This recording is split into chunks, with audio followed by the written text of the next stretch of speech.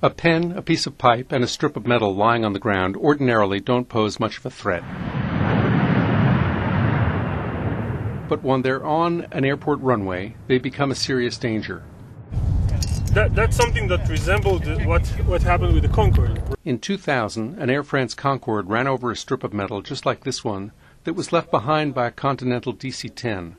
The Concorde's tire exploded and the rubber fragments hit the fuel tanks in the wings, causing a leak and a fire. The crash killed 113 people.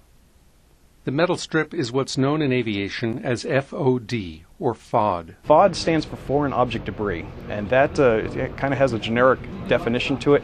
The way we define it basically is that it's anything that's not supposed to be on a runway surface.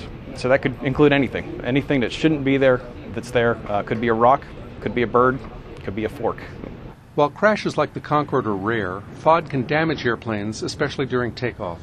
Estimates of damage around the world run into the billions of dollars a year. Most airports in the U.S. inspect for FOD every 2 hours, but that may not be often enough, and the human eye can miss small objects. Now, the Federal Aviation Administration is testing high-tech FOD detection systems at 4 airports around the country to keep an ever-vigilant eye out for FOD.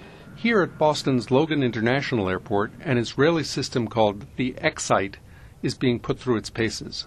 The system relies on detection units that combine radar and video placed every 200 feet along the runway.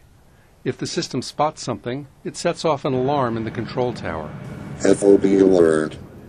FOB alert. FOB alert. The red box is what the computer identified out of the whole image as a new object.